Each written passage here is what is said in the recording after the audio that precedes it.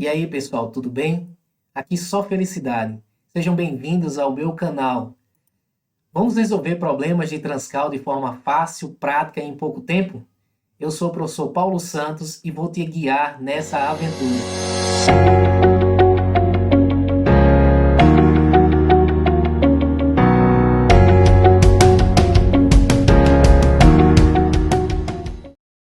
E aí, pessoal? Então, pergunta que não quer calar, né? Como resolver problemas de transferência de calor 2, né, envolvendo escoamento interno e externo? Então aqui eu vou tentar resolver para vocês aí e dar para vocês dicas de como relacionar esses dois escoamentos, né, quando eu tenho um duto circular ou quando eu tenho um duto que não é circular, tá? Com diferentes condições. Vocês vão ver. Então, essa aula foi baseada na 7ª edição do Incropera, né? Já tem a 8ª edição no e-book, tá? E também eu deixo aqui nos comentários desse vídeo, né, o Kindle Unlimited e também aqui o e-book, se vocês quiserem comprar no site. Ok, então vamos lá. Então vamos resolver o nosso problema. Então se a gente tiver ali ó, um escoamento interno com um duto, e esse duto ali, ó, a temperatura constante, né, a temperatura da superfície constante, está aqui, né, e esse duto ali, ó, veja, temperatura constante, ok. Eu tenho um tubo agora lá com paredes, o quê? Paredes finas, né? Ou com resistência térmica aqui baixa. Quer dizer que o diâmetro interno é igual ao diâmetro externo, que é igual ao diâmetro. Ok, então esse diâmetro está aqui. Então o que, que se pede geralmente? Se pede a temperatura, quer saber a temperatura que sai, né? Como é que a gente pode formular esse problema, né? Então eu tenho a vazão que entra, a temperatura que entra, e eu quero saber a temperatura que sai para um determinado comprimento de um tubo com um diâmetro especificado. Então tá aqui. Eu vou usar essa correlação, como eu tenho temperatura da superfície constante. Essa seria a equação que eu utilizaria. Então, reescrevendo ela, a temperatura que sai, em função da temperatura da superfície, esse delta, e o exponencial, que multiplica aqui, né, o perímetro. Quem é o perímetro aqui? O perímetro é πd, né?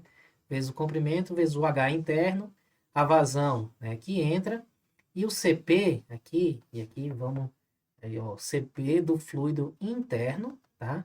Isso aqui, ó, tem que estar em joules por quilograma Kelvin, tá? Não esqueçam isso. Isso aqui é do fluido interno. Ok. Então aí, o que é que a primeira coisa que você tem que fazer? Calcular o número de reinos nesse diâmetro. 4 vezes a vazão que entra, dividido pelo μ do fluido, πd, tá? Foi menor do que 2.300, é laminar. Então, o que é que tem que fazer? Calcular o comprimento térmico, né? Primeira coisa que você vai ter que fazer, ó. Calcula o comprimento térmico de entrada, calcula o comprimento de entrada fluidodinâmico, né? Então, você usa essa correlação e calcula. E aí você vai ver, né? Se esse comprimento hidrodinâmico e o térmico forem menores do que o comprimento do tubo, eu tenho uma condição de completamente desenvolvido, que é essa região, e é um valor de 3,66. Ok. Agora, se o comprimento para desenvolver hidrodinâmico for menor do que o comprimento total, quer dizer que ele se desenvolveu do ponto de vista hidrodinâmico, mas o térmico não. Tá? Então, eu utilizo essa correlação, onde o Graetz é dado por essa expressão aqui. Onde x aqui, esse x aqui seria, isso aqui seria o L. Ok.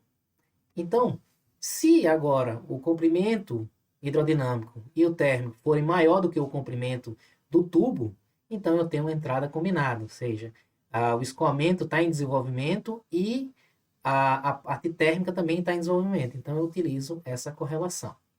Ok. Agora, se o Reynolds, eu calculei, ele foi maior do que 2.300, então eu tenho um escoamento aqui, né, turbulento, aqui, ó, maior do que 2.300, então eu tenho uma situação que é turbulenta. Então, turbulento, eu tenho duas equações para dutos lisos, né, dutos ou tubos lisos, tá? A Dietz-Boit é quando eu tenho a temperaturas de moderadas a pequenas, o ΔT ali, né, o TS menos o TM. Quando o fluido está sendo aquecido, esse N é igual a 0,4, quando está sendo resfriado, 0,3. Ok. Ainda em dutos lisos, se agora eu tenho um ΔT aqui, ó, TS menos TM elevado, por exemplo, a combustão, tá? Aí eu utilizo essa correlação de side taper. Isso para tubos lisos, dutos lisos, tá? Se agora for tubos rugosos, o que é que eu vou utilizar? Eu vou utilizar a correlação ali de Gnelinski, né? Aqui, ó. Essa aqui. E aí eu vou levar em consideração o fator de atrito, né? E esse fator de atrito eu utilizo calculando lá o diagrama de Moody ou uma correlação com o Colebrook. Ok, então aquela aí é aquela situação para o escoamento interno.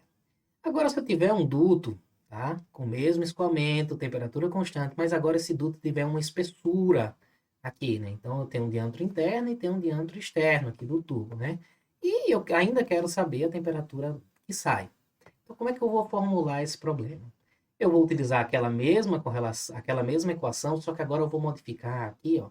Agora eu tenho ó, o A, né? Ou 1 sobre a resistência. Antes eu tinha o H, né? Então agora é 1 sobre a resistência, porque eu tenho que levar em conta agora essa resistência aqui, né? Então, o T que sai vai ser igual... Onde é que está a diferença? Está aqui, ó. 1 sobre a resistência total. Como é que eu vou determinar essa resistência total, né? Então, para uma temperatura de superfície constante ali, né? Eu tenho o diâmetro do tubo interno, tá aqui. Eu tenho o diâmetro do tubo externo, tá aqui. Então, eu tenho a resistência do escoamento interno e tenho uma resistência ali da parede, né? Quem são essas resistências? Estão aqui, ó. Bem simples. Esse K aqui é do material do tubo. E as áreas internas e externas. Essa é a resistência total. Ok.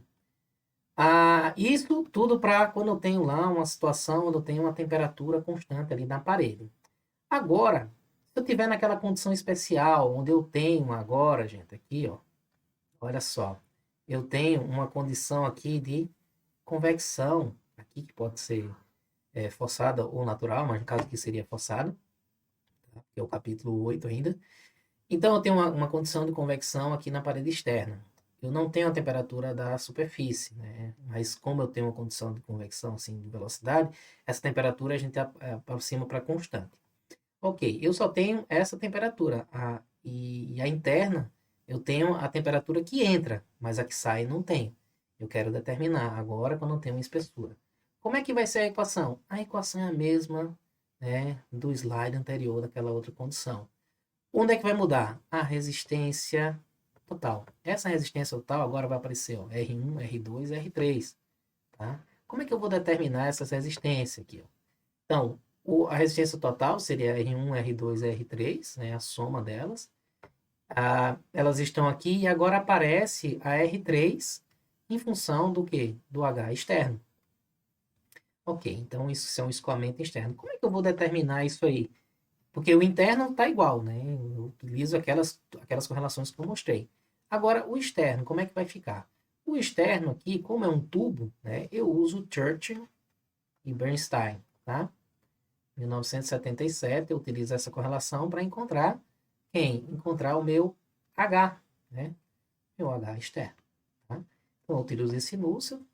O diâmetro aqui que você vai usar é o diâmetro do tubo externo. Então, eu calculo né, essa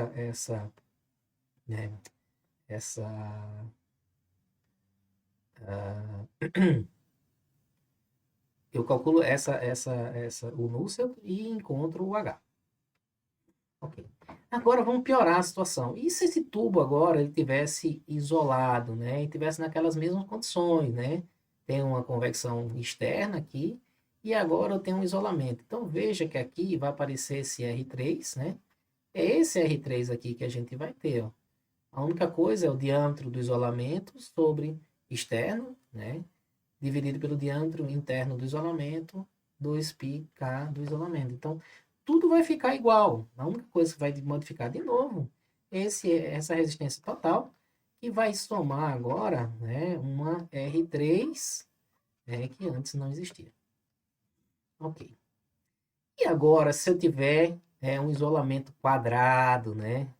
Vamos piorar cada vez mais. Então, eu tenho esse mesmo isolamento, desculpa, eu tenho a resistência é a mesma, tá? Então, a minha equação ela vai ser a mesma, só que a resistência total agora, esse R3 é o detalhe, né? porque ele vai ter que ter um formato característico. Então, a gente voltando lá no capítulo 4, lá na tabela 4.1, existe lá, nesse aqui é o caso 6, né, onde eu tenho um tubo aqui, né, que está com a temperatura ali constante T1, com um diâmetro, um W, né, uma quadrado aqui, que é o caso nosso aqui, que é o W do isolamento. Esse W é muito maior do que D, tá? Muito maior não, é maior do que D, tem que ser, né? E o comprimento é muito maior do que W. Ok, é o nosso caso aqui, tá? Então, nesse caso ali, eu tenho lá meu fator de forma, né? Que é esse S aqui, ó. Esse S ali tá ali, aquele fator de forma, tá aqui, é isso aqui, ó. Então, veja que a minha resistência lá, 3, ela vai ter essa cara aqui, né? Porque é o inverso do fator de forma. Esse K é exatamente o K do isolamento.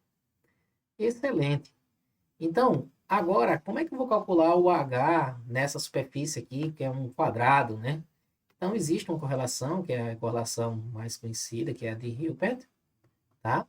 E eu vou determinar, como é que eu vou determinar o Reynolds, agora não vai ser no diâmetro, né? Ele vai ser na espessura do isolamento, como eu vou mostrar aqui, ó, tá vendo? Então, esse Reynolds, o diâmetro é o W do isolamento. Então, nu é dado por isso aqui, cabo fluido externo. Então, essa aqui, ó, que eu vou utilizar, né? Esse é o caso, né? Então, esse vai ser o C e esse vai ser o M. Ok. E esse W aqui é o W do isolamento. E aí vem uma outra para a gente finalizar, né?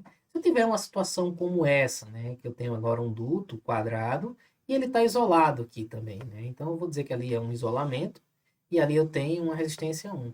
Então, supondo, né? Aqui eu estou supondo, tá? Que o Wzão sobre o Wzinho deu essa condição aqui, ó. Então, eu escolhi esse S aqui, né? E joguei aqui dentro da expressão, que seria algo desse tipo. E aí, você encontra a resistência térmica. Ok. Mas aí, a gente pode se perguntar, como é que eu vou determinar agora o escoamento passando aqui dentro, né? Eu vou usar o escoamento interno para dutos não circulares, né? E aí eu vou ter que calcular o quê? O meu diâmetro hidráulico, né? E aí, com o diâmetro hidráulico, eu calculo o Reynolds baseado nesse diâmetro e o Nusselt também baseado nesse diâmetro, tá? Uma vez calculando, né, se o Reynolds for maior do que 2.300, escoamento turbulento, e aí eu posso usar qualquer uma daquelas correlações para escoamento turbulento, né? Tubo liso, Dietz-Boiter, Seydt-Tate ou tubo rugoso, né, que é o Gnelinski. Agora, se ele for laminar, eu vou considerar que ele é completamente desenvolvido, tá? Não tem aquela região de entrada combinada ou térmica, não. Ele é completamente desenvolvido, né? E aí eu vou calcular utilizando essa tabela, que no caso aqui seria essa aqui, né? O A e B, que seria um quadrado. Então, meu diâmetro hidráulico é 4 vezes a área da seção transversal dividido pelo perímetro molhado. A área da transversal é isso aqui, W vezes W da seção transversal, e o perímetro é 2 vezes W, né, zinho, né? Ai, perdão. Não tá errado isso aqui, gente. Peraí. Então, aqui, ó. Cadê aqui? Tá errado esse perímetro, tá errado. O perímetro, gente, é igual a 4 vezes Wzinho. Tá? Então, isso aqui tá errado. Seria isso aqui. Ok. Então, gente, eu vou terminar aqui, né? Pedindo para vocês não esquecerem de novo para antes de dormir, lavar o pé, que é super importante, tá? O banho tá até dispensado nesse frio, mas lavar o pé, por favor, toma aquele copo de leite quente, né? E deixo de novo aqui a sugestão do Kindle Unlimited e também na descrição eu deixo o link para vocês comprarem a edição, da 8ª edição em livro digital. Então, até a próxima, gente, e um abraço. Até mais.